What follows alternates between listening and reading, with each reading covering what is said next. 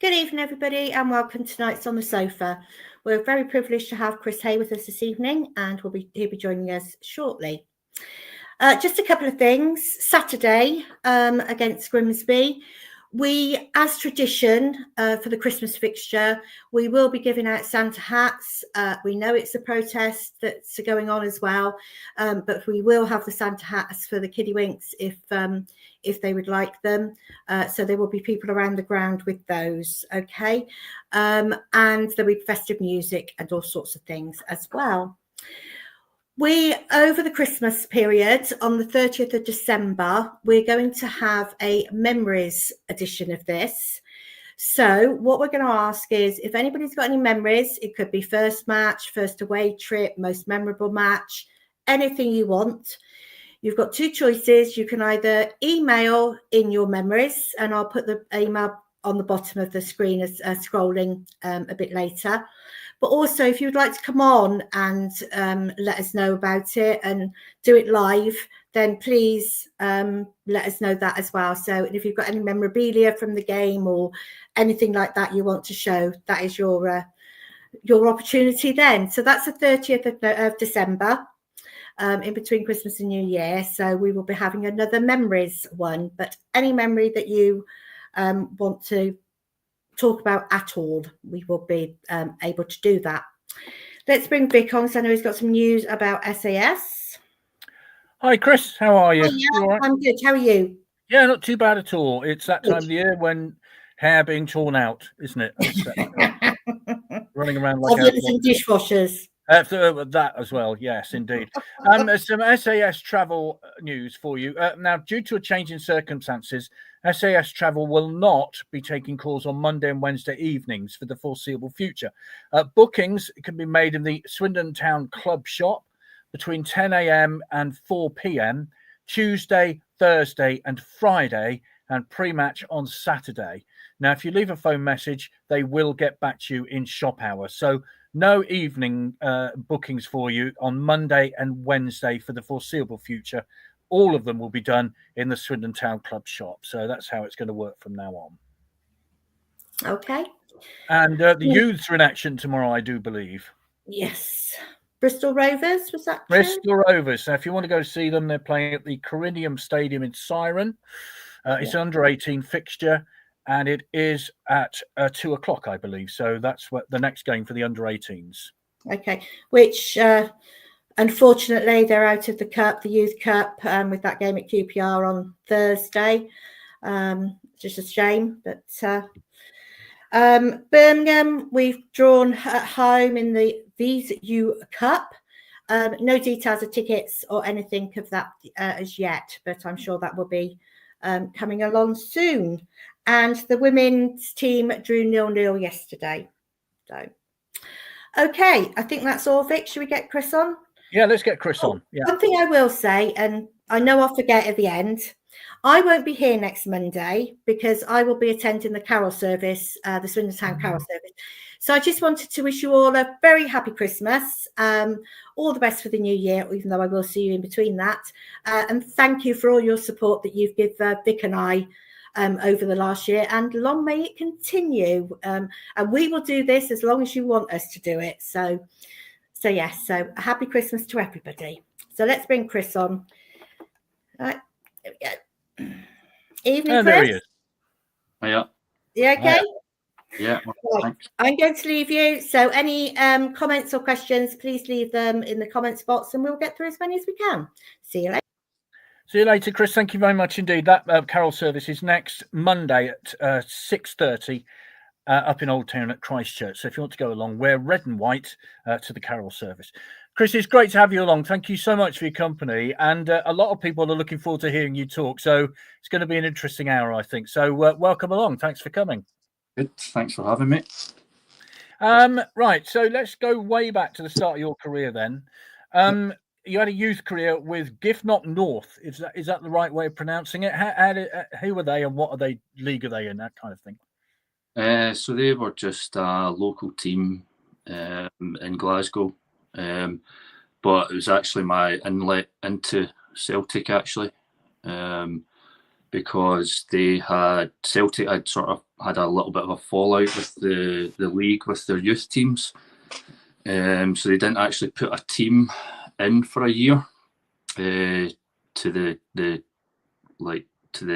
official league.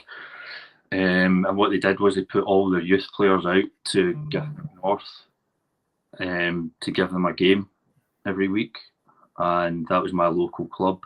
And they basically kept a couple of the local lads, and that's how I got spotted by the coaches. So you are a Glaswegian. So were you Celtic or were you Rangers before that? Were you always Celtic? I wasn't Celtic actually. Oh. I wasn't particularly Rangers either. I was brought up in a kind of Rangers area, so everybody was a Rangers fan. So I guess I was along with that. But the main thing for me was actually like I just played a lot of football. I didn't really watch too much of it, but it was the World Cups and the European Championships that I really like. That's what I really liked. So what sparked your interest in the game then? Did you always, I mean, you know, let's be honest, in Scotland, it's pretty football mad anyway, but how did it all start for you? I think obviously just play football in the playground, and just like any child, but like the area that I was brought up in is not particularly well known for sort of football talent really, because it's sort of south side of Glasgow, and it's probably sort of classed as a sort of better off area of Glasgow, and therefore I think there's hardly anybody's ever sort of came out of there. And when I was sort of growing up, I mean, I didn't actually play in a team until I was about 10.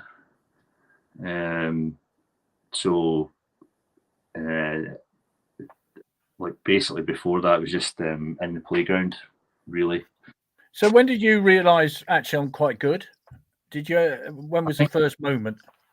I'd just put into a sort of team by my dad, and I think sort of instantly did quite well, and then went from there. But I was kind of age group wise. They used to do the cut off used to be August, and my birthday was at the end of August.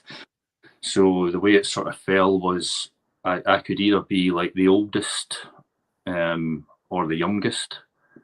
And my dad put me into the youngest, me being the youngest. So I think went sort of relatively unnoticed, really. Although I think in the long run, playing against the older boys was probably quite good for me. Yeah, I mean, it's often said these days, of course, that younger players don't have that sort of gap between the first team and youth football.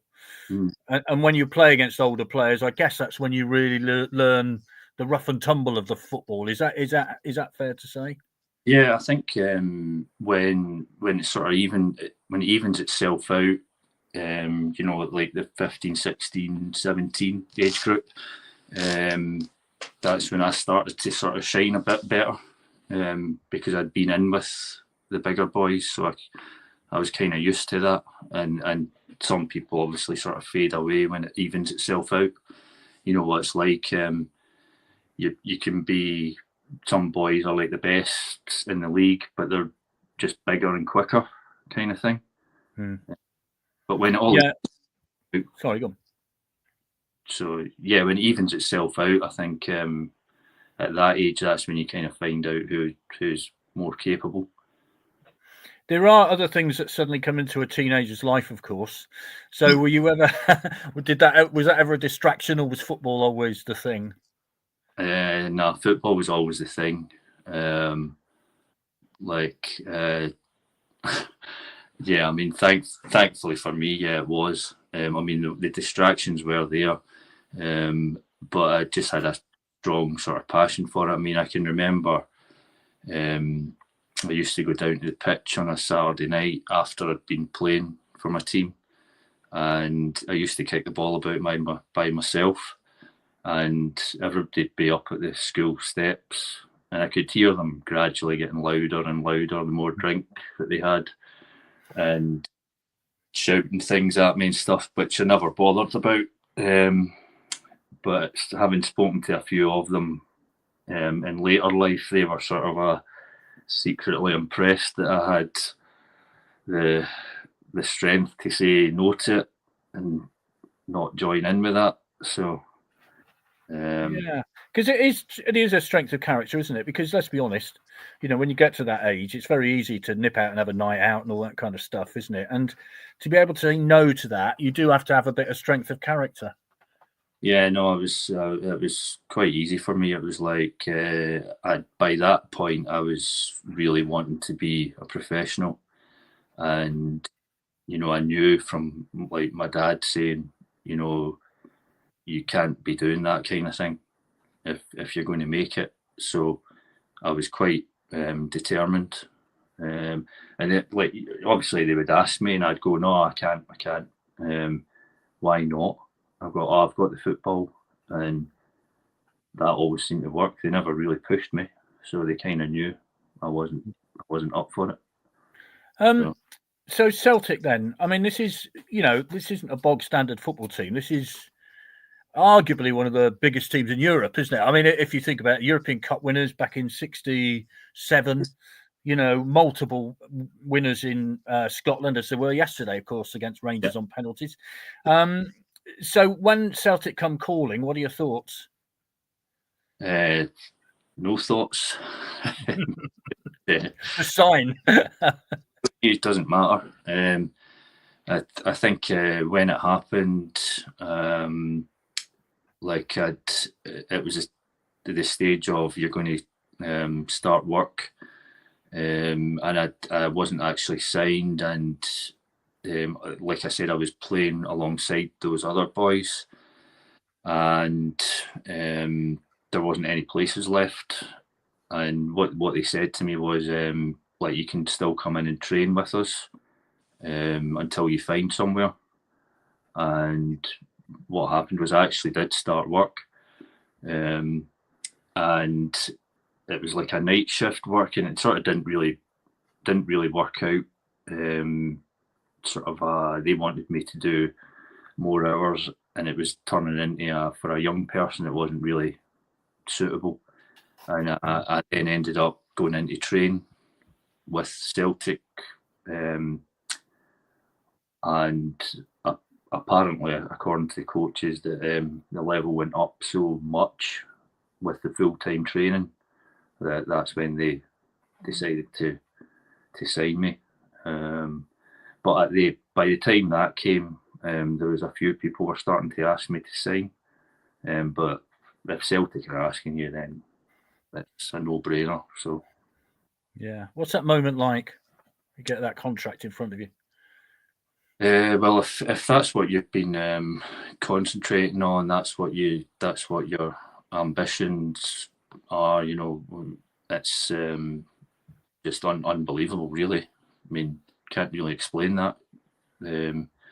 It's everything's clicked into place. There's still a little bit an element of that's it, just started kind of thing. You need to show now what you actually can do.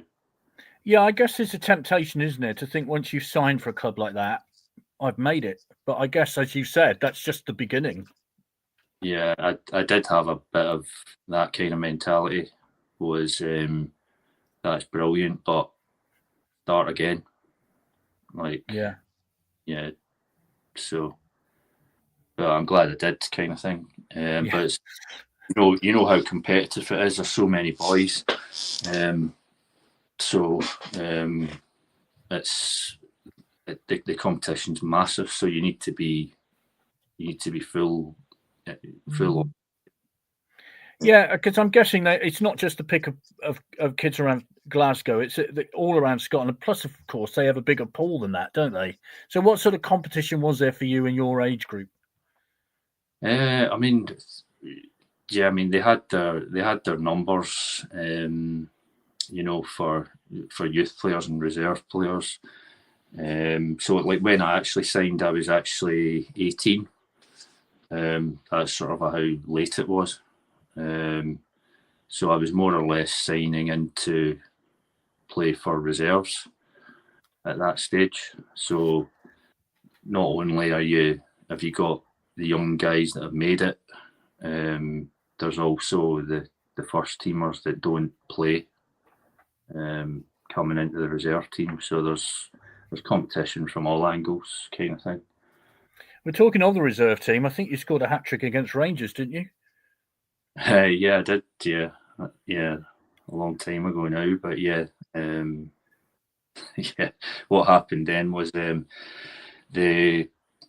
were having a bit of a dispute about the supporters, which they do now. And at the moment, there's still it's still 100% home fans.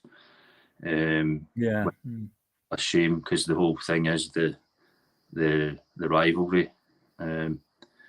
But what happened was they didn't allow fans at Ibrox, and there was no fans allowed there, and we were playing at the same time. So the reserve game was on, and basically all the fans said, "We can't go to Ibrox. Let's go to Celtic Park. Let's go to Parkhead and watch the reserve." So we actually had I think it was like a 15,000 crowd watching reserves kind of thing. So I was glad to get a few goals. So yeah.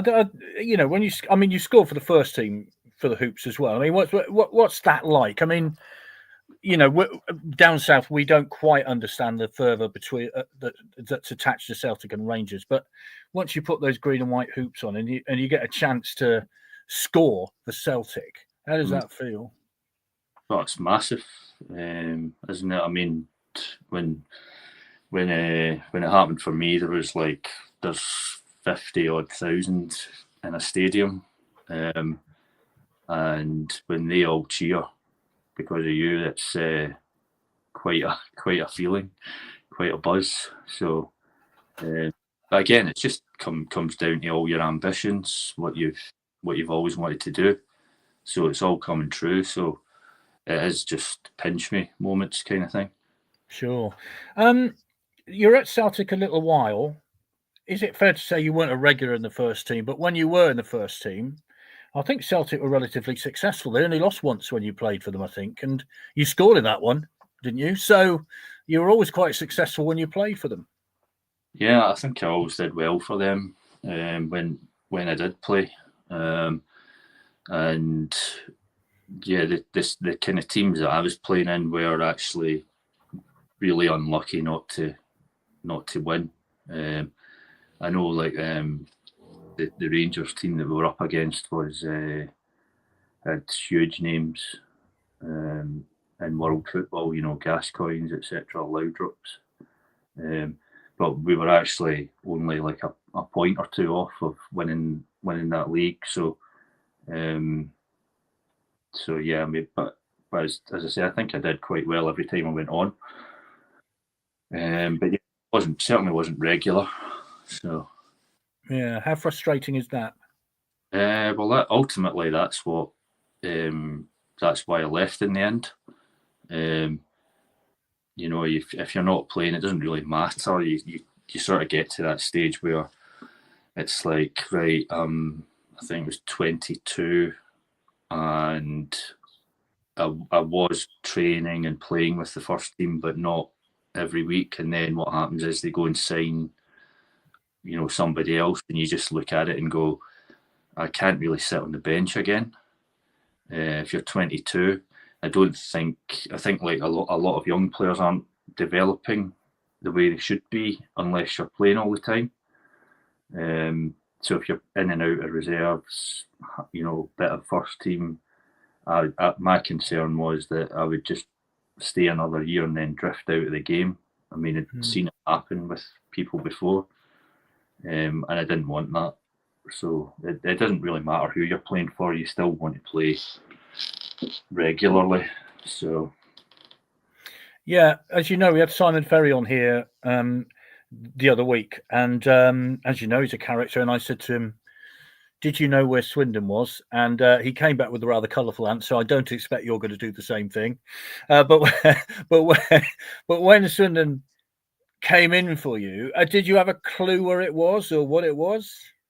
No, yeah, I knew a little bit about them. I mean, they had just been in the Premier not that long before, kind of thing. You know, I knew where they were on the map, sort of thing. So, no, that it wasn't a case of I didn't know anything about you, kind of thing. So, what was your reaction then? It's Steve McMahon, I think, who came in for you. What was your reaction? So I'd actually met Steve McMahon at Celtic Park months and months before, so I knew he was watching.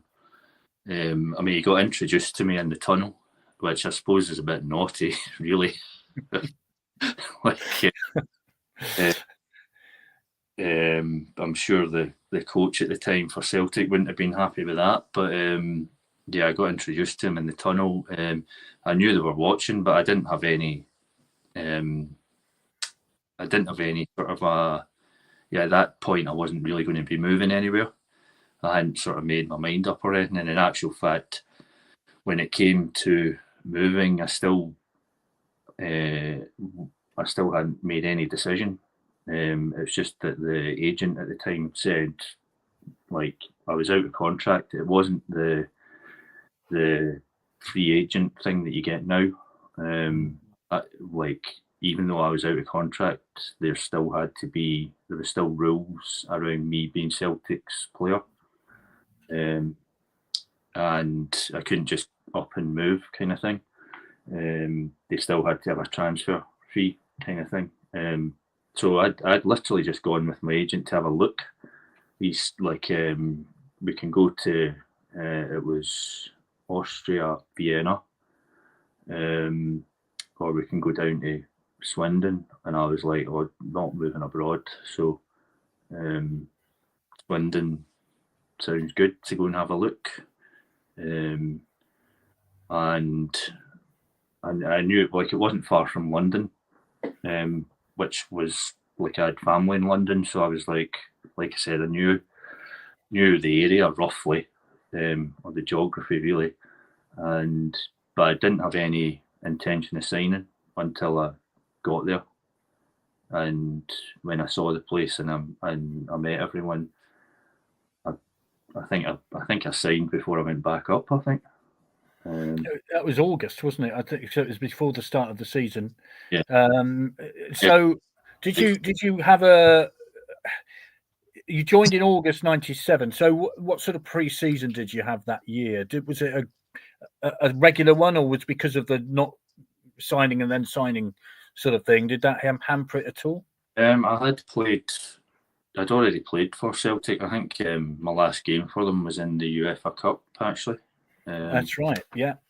I had done a pre-season with them. It wasn't a perfect pre-season because one of my grandparents had passed away, and the circumstances of that, I was allowed to go to a funeral. They were up in the north of Scotland, so it was like an overnight kind of thing. But the Celtic were going away to Holland on a pre-season tour, and I thought I would just be left at that point.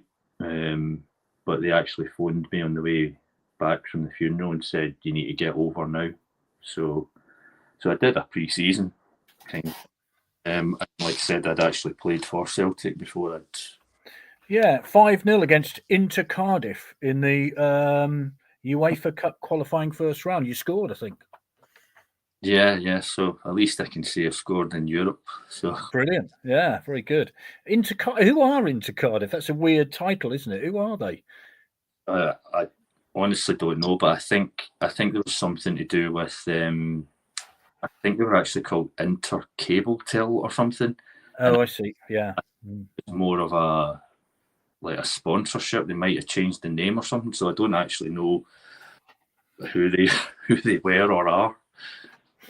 It didn't matter. You scored against them in a 5-0 win. So £330,000. You come to the county ground, and I think it's fair to say you hit the ground running, didn't you? It took a couple of games before you scored, but once you did score, you were off and running. Yeah, well, unbelievable start. So, yeah, couldn't have been better, really. Just a bit of a shame it didn't continue. So, yeah, we'll get to that in a minute. But once you started like that and you start banging in goals, one memorable one, of course, is at Stoke, I think, on the opening day of their new stadium, when you scored in a 2-1 win. I mean, what's it feel like when you come to a new club and you instantly want to make an impression, clearly, and you do? How does that feel? I mean, that game in particular was amazing. As you say, it was their opening day, so they had all sorts of people there, and like Stanley Matthews opened it. So he was there. Like, we were warming up around him. So you've got that sort of surreal feel. Tom Jones was singing. Like, obviously party for them. But yeah, the opening day of the Britannia, and like, we didn't really start well, and I think we just plugged away. But I think we'd taken quite a good support with us as well, and if I remember correctly, it was like in the last 10 minutes it all changed. Like, I think we got an equaliser, and then 5 minutes later we got the winner. So to score the winner in those circumstances was like incredible, really. And going over to the fans afterwards, it was brilliant. And also, they'd organised a bus, actually. I mean, at that point in time, the club was like really good for things like organising events and things. So they'd actually brought there was two buses. There was a team bus, and then there was a bus for like your partners to come up. And then on the way back down, that bus we went straight to Wembley to watch a concert, which was wet, live at Wembley. But like, you can imagine the bus back, like, they're passing out beers to you. We've just won and we're going out for the night. So it was like some day kind of thing. Wow, that is some day. Absolutely brilliant. Who organised the tickets? The club did for the concert, did they? They sort all that out? I didn't do anything. Like, that was like brilliant. Like, the whole team and partners into Wembley. The coach organised beers handed out, and into a concert. Like, and I think they took us on the bus back to Swindon after it. So, wow, yeah, brilliant.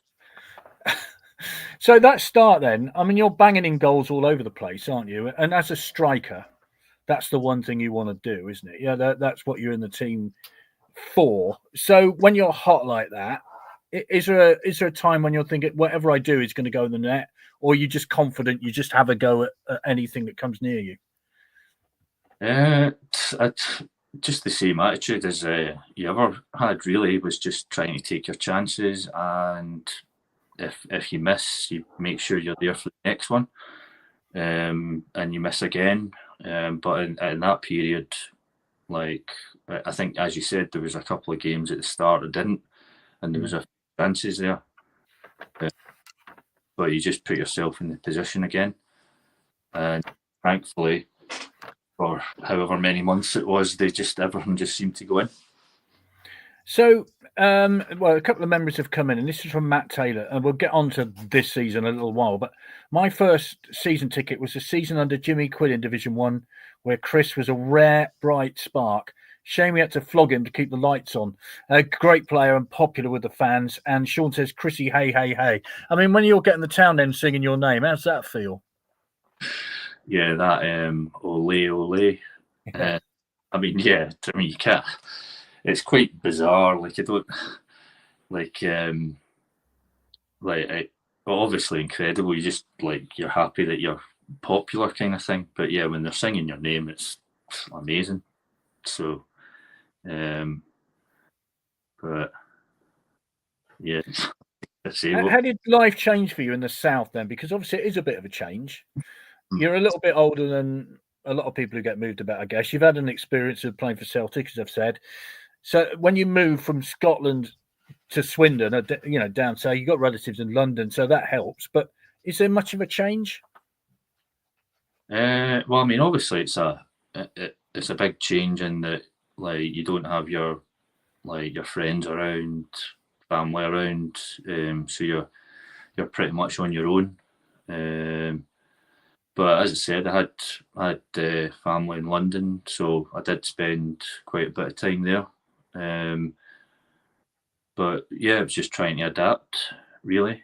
But I mean, I don't think. I mean, I wasn't really that sociable a person anyway.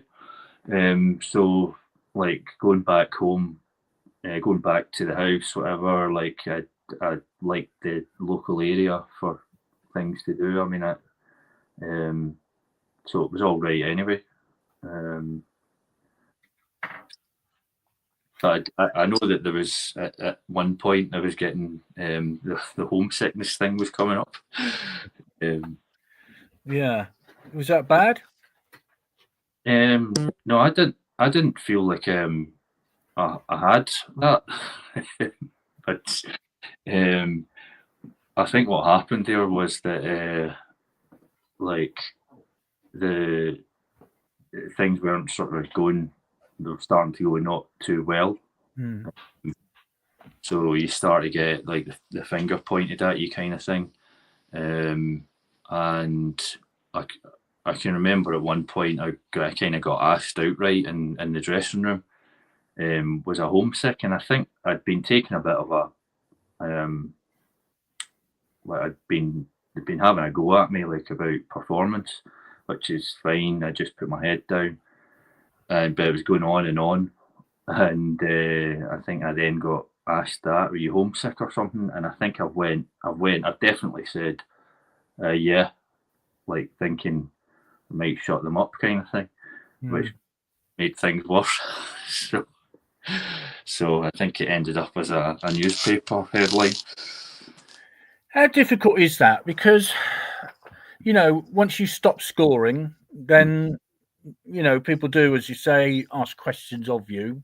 Is there a reason you stopped scoring? Can you put your finger on it? Is there a moment when you think, 6 weeks ago that would have flown in? Is there a reason for it? I think it was actually a mixture of things.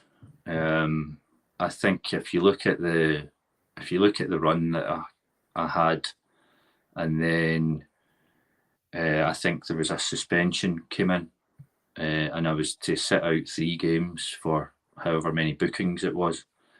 And whilst I was sitting those games out, I got injured in training. I got clattered. There was a clash with a goalkeeper, and I had a knee injury, which sort of kept it was the 3 games went, and then there was several more after that.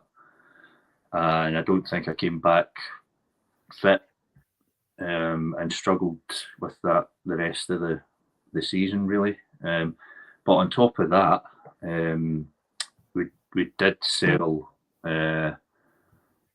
Wayne Allison, was my strike partner at the time. And I think the style of play that I had was quite suited to play with Wayne. And I think maybe that was a factor as well. After that, it didn't fitness. And then there's obviously a lot of pressure on you when you've scored that many goals, so it's not easy to get yourself back, when that's happened, kind of thing. So how do you try to come out of that? Because then you said they sold Wayward Allison, and then the financial pressures begin to build on Swindon, don't they? And hey, financial pressures on Swindon, who knew?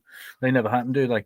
And you do get back into the team eventually. And let's get on to that season where the one that we've just talked about, you were top of the league, I think, for a little while, weren't you? Top of what is now the Championship, for goodness sake. Yeah. We can only dream of that right now. But then it all starts to go a little bit wrong. And you'll remember, of course, there was a demonstration against Steve McMahon. He eventually goes. What was it like at that particular time?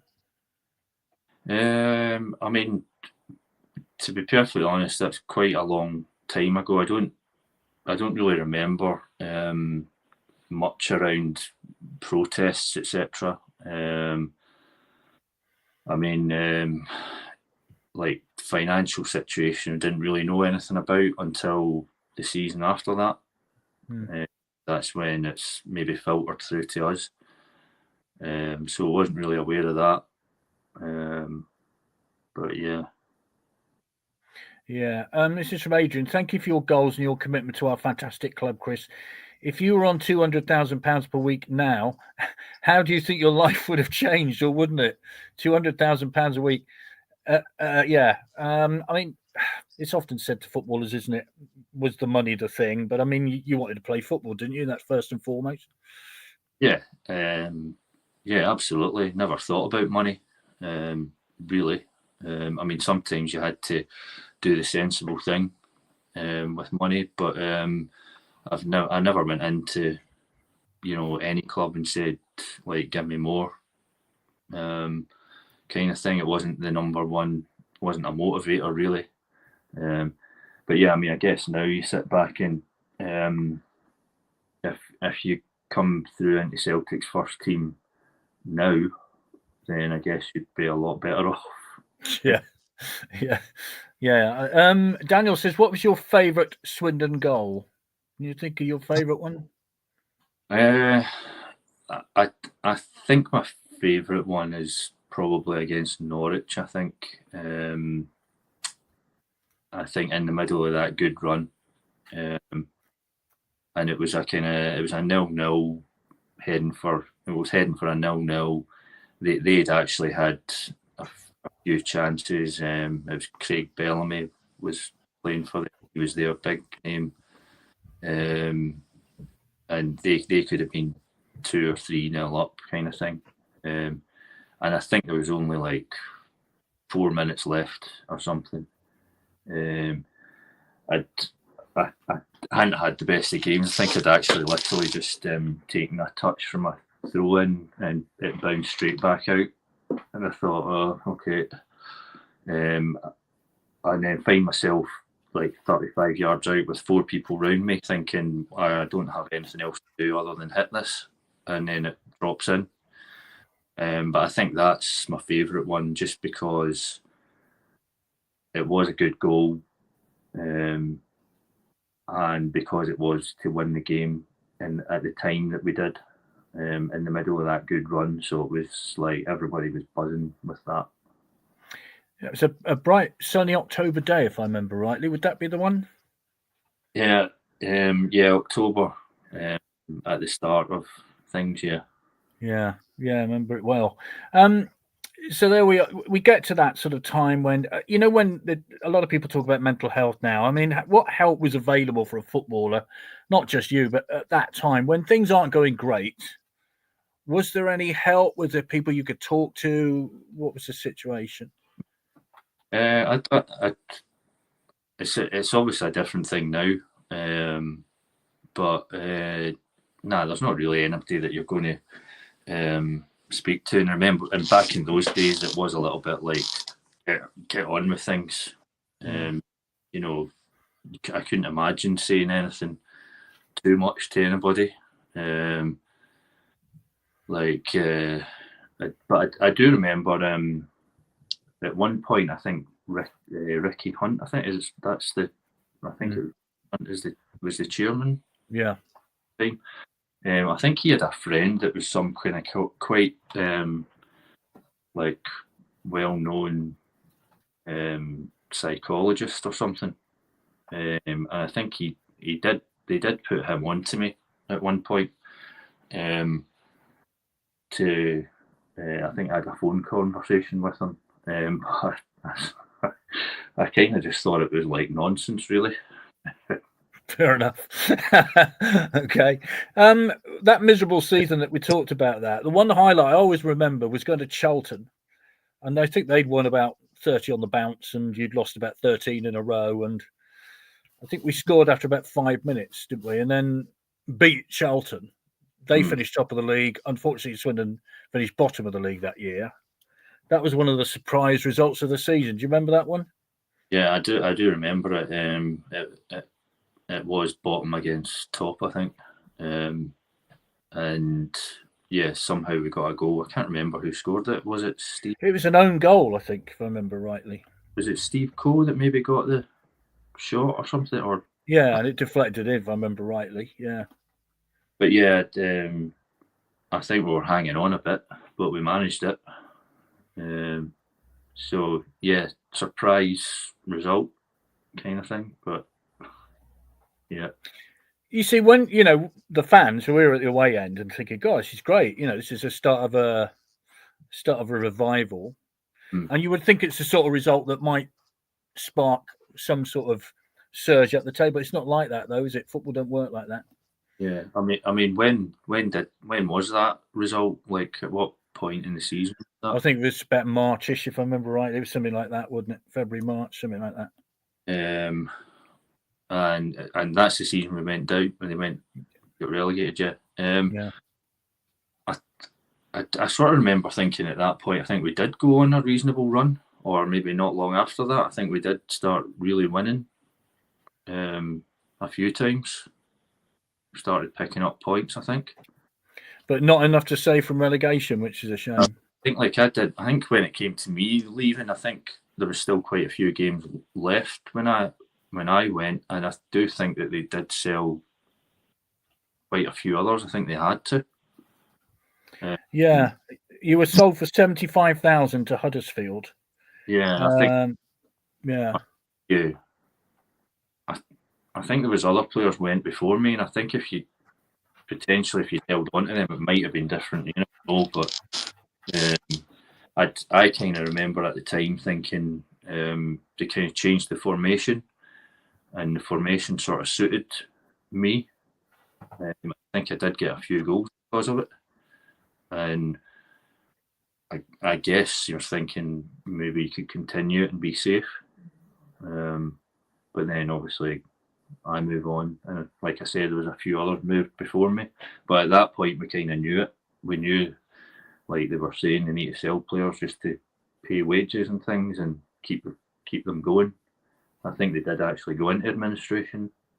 Well, we've had a couple of them, Chris, over the time. It's been what was when you sorry, go on. Yeah, they did bring a guy in who I think was supposed to come in and save things, and I just remember he came in to the dressing room and he was actually talking about, like, we're going to do this, we're going to do that, to save things, and then like a week or so later he wasn't on the scene anymore. But I do remember he said where's Chris Hay? And I've kind of went, oh no. And they've all pointed, and he says, yeah, we've been in touch with Celtic. We're trying to like stop the transfer fee. I'm going, it's like over 2 years ago. And he goes, yeah, but the 30,000, so the 330, the 30,000 was 10 grand a year to pay it in installments, and they were trying to get out of the last installment to help save things. It's a bit of pressure, isn't it? I mean, scraping together money. Who knew that happens at Swindon? But so Huddersfield coming, you'd scored at Huddersfield, I think, for Swindon, hadn't you? So how did that come about? Did you have much say in this, or was it a case of Huddersfield have offered 75 grand, you're off? How does that work? I think when they said 75 grand, I think it was like 100 in the end because they had some form of like play how many games. So obviously the club are going to say, yeah, it's fine to go. But so what happened with me was coming up to they had that transfer deadline day in March, I think in those days. Yeah. And the sort of couple of days leading up to it, I'd had people phoning. My agent had said this one, I think Stockport I was supposed to be going to Stockport, and they agreed thing. And then it was the actual day, and they said my agent had said, "Oh, Huddersfield," and it was kind of an odd one because I kind of felt at that point I was settled, and in an ideal world I wouldn't be going. But I definitely did have a conversation with Jimmy Quinn. He did take me into his office and he did say, like, I want you to stay. I don't want you to go. But you're going to have to like take a wage cut next season, like you're out of contract. But I want you to stay. You know, I want you to take the wage cut. And more or less, like, probably say it to everybody, but he was like going to try and build a team around me kind of thing, and he definitely wanted me to stay. And I definitely said, it's all very nice, but I think I'm going to go because, you know, it was to Huddersfield, who were sitting at the top of the division. They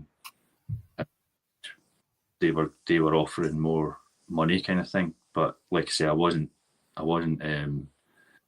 money orientated, but they were sitting in the playoff positions, with a potential to go into the Premier League, which was a bigger pool. That added to like the club were wanting to sell me. But yeah, it was hard. Jimmy Quinn saying, "Well, you," and I didn't actually answer my phone for hours and hours and hours. And it was actually Steve Bruce that eventually answered the phone to, and he said, "Oh, like, come up and speak to me." And I think I drove up. It was like an hour left, and my agents were already there. They'd all done. The club had agreed things, and spoke to Steve Bruce. And I was like, yeah, but it was quite hard. Admittedly, it was quite hard, but it was more of a kind of your head makes the decision there, because they're sitting in the playoff positions. You're potentially looking at the Premier League, and they're wanting you to sign for them. And how was it once you got there? Was it I mean, looking at the records, was it a successful time for you or not a successful time? You're smiling because I think I know what the answer is going to be. But how was it? No, well, it wasn't successful. No. I mean, initially, I think I sat on the bench for the rest of the season. And they missed the playoffs by a goal or something like that. I think it was one goal. Oh. I remember thinking we'd beat them at home, and I think I'd scored one. And I remember thinking that'll be the goal. That could be the goal. Yeah. Wow. Just missed out on. So yeah, no, it didn't work out. I didn't actually really play until, so that was the end of one season. I think I sat out the next season, and then it wasn't until the season after that I actually started playing. So like although at the time at the time of the move, my head was like, you have to go to that. You have to go because there's potential for the Premier. And, you know, I went for it, but I think my heart was sort of wasn't sure about it. Just there was something maybe just wasn't. I wasn't 100% about it, but my head was like, "Well, you have to go." Like, Swindon are selling for the money, and even though the manager's trying to keep me, you're looking at the potentially being in the Premier League in 6 months, but no, it didn't work out. So. I mean, hindsight's a wonderful thing. We all know that. But I mean, if you'd had your choice again, would you have stayed at Swindon? I'm guessing from what you're saying, you would have done had you had your time again. But if you know how it's going to pan out, it's fairly obvious. Yeah, clearly, yeah. The second season, I think the season I sat out with Huddersfield, and then the season after that was in the Huddersfield got relegated. I never played a game, and then I think the season after that was the second division, and I ended up playing against Swindon. So I mean, with hindsight, maybe it'd been better to stay with Jimmy Quinn, and who knows, that might have worked out, but you might not have. So no, we do you do what you do, and that's it. You can't change it, can you? And after Huddersfield, it's back up north, isn't it? I think it's St Johnstone. Is that your next port of call? Yeah, but I mean, when I went to St Johnstone, I mean, I was definitely dropping down with injuries. I mean, I already really most of my career was injuries anyway. It was with Celtic, and it was with Swindon. There's no two ways about it. My entire career was just a nightmare of injuries, and if you look at the number of games that I've played, I mean, I can probably tell you that at Swindon, would be surprised if I had more than 10 in a row without having to sit out a game or two. I can even tell you, in the middle of that run at the very beginning, there was 2 or 3 games there where I didn't even train at all during the week, and I got rolled out on the Saturday and scored I think those games were like a hat trick against Port Vale. I hadn't trained all week, and I remember Portsmouth, which is the one we went top of the league, and it was on Sky, and I can actually remember that one really well because it was on Sky, and I remember looking at the game afterwards, and I'm thinking we won that 1-0. I've obviously scored the winner, and Steve Mildenhall's had major incident. Poor guy, and what a great result for us. But I remember in that warm up saying to myself, I don't know if I can last 5 minutes, with my groin, and I was like, this is a nightmare. We're on Sky. Be millions watching, and I'm going to last 5 minutes. And yet I managed to get a goal, but I don't think I did much else. But yeah, when it comes to St Johnstone, I've basically said I need to go to a level where I can. It was also to do with the manager that was there, who I knew would let me train accordingly to make games. So why do you think you did? I mean, it's an unknown question, isn't it? Why do you think you did get so many injuries?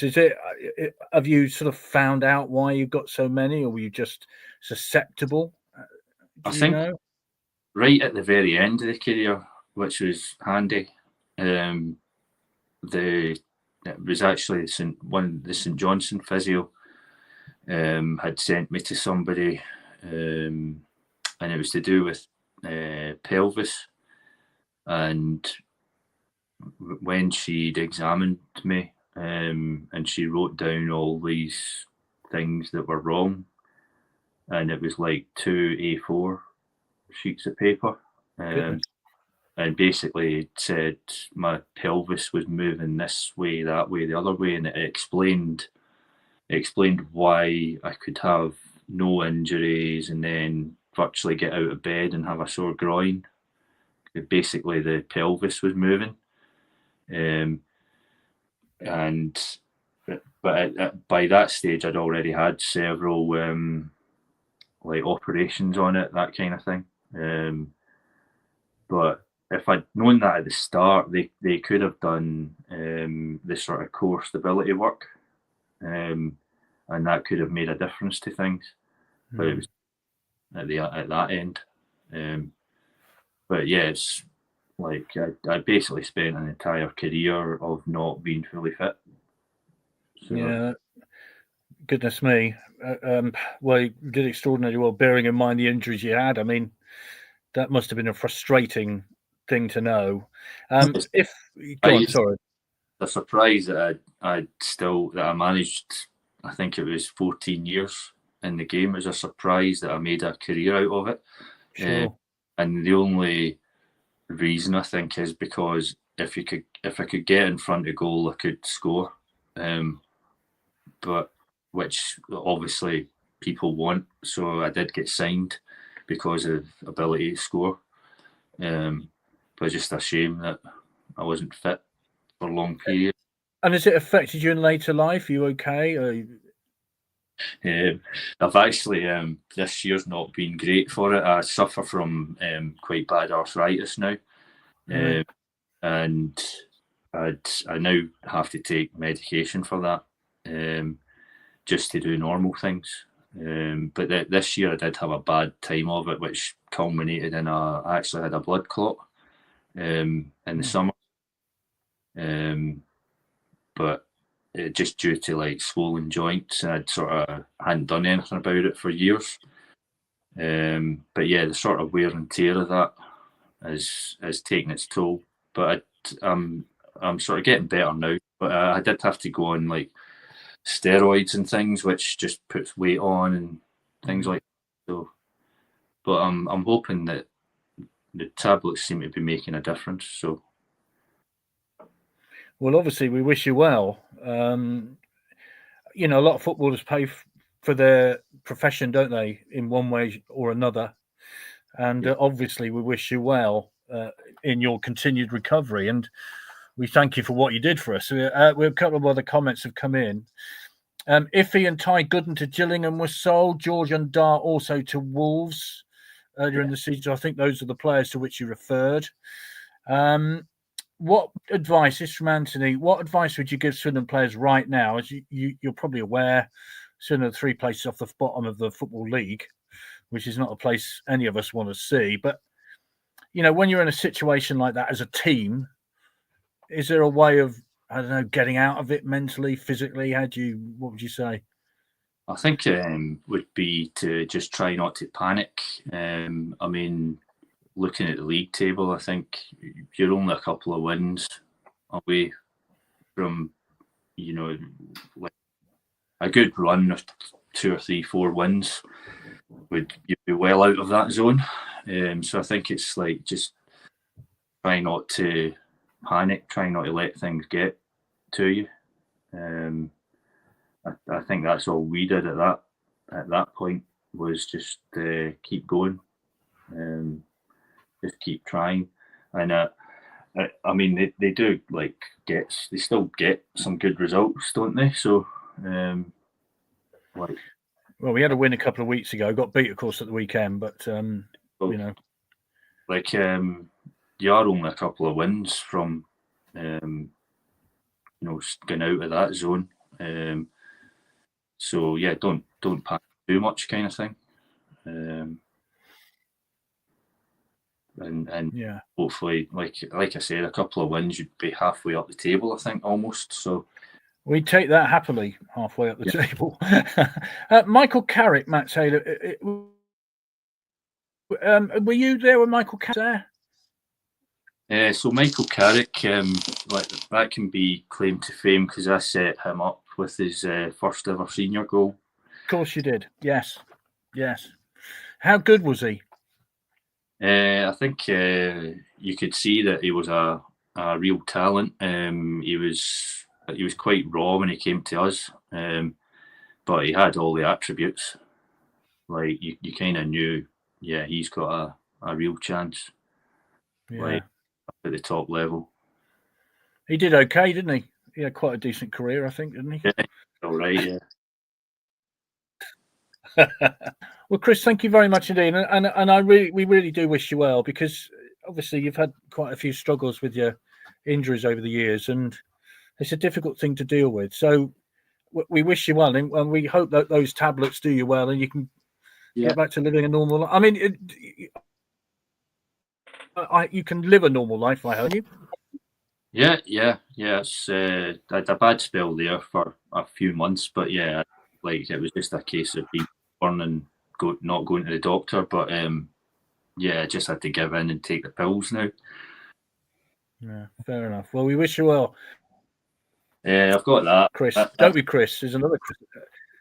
Oh, Okay. look at that! Marvelous. Oh, look at That is that. Well done. Well done. Right. That is the kit I I've got associate with Michael Carrick. So there we are. Yeah. I've got a lovely picture of you after one of your goals. So thank you very much, Chris. Sorry, Chris. You were just about to say something. What were you going to say, Chris? Not just quite a bit of money for that, but I've always kept a hold of it. So don't sell it. You'll regret it. We've had a few players saying that they wish they hadn't. So, but yeah, am I delayed again? So, but yeah, I think one claim to fame, I guess, is I did score the last goal of the last century for Swindon. So, and it was in that. So, I'm keeping a hold of it. Well, quite right too. Absolutely. Well, fabulous. Yeah. Thank you so much, Chris. Whenever you're down south, let us know and we'll sort you some tickets out. It'd be good to see you down there. It'd be nice to go to a game, actually. I haven't been back, so it would be nice. Great. So when you're next down at Brighton for your meeting, give us a shout and you can pop along. And not that close, but Actually, I meant to ask you, what are you're into insurance now? That's your business at the minute, isn't it? Yeah, insurance, yeah. Yeah, and is that okay? You getting on with that all right? Yeah, no, quite liked that. I got the insurance qualification and all that, so yeah, quite happy doing that. Marvellous. Well, I wish you well in it. Thank you. Thank you very much for your time. It's been really lovely talking to you. Thank you. All right, thanks. Thank you very much, Chris. Right, that's all from us this evening. As I say, Vic will be back next Monday and it'll be a panel after the Grimsby game. Again, I wish you all a happy Christmas and I will see you between Christmas and New Year. And thanks again, Chris, for coming tonight, and we will see you soon. Okay, take care.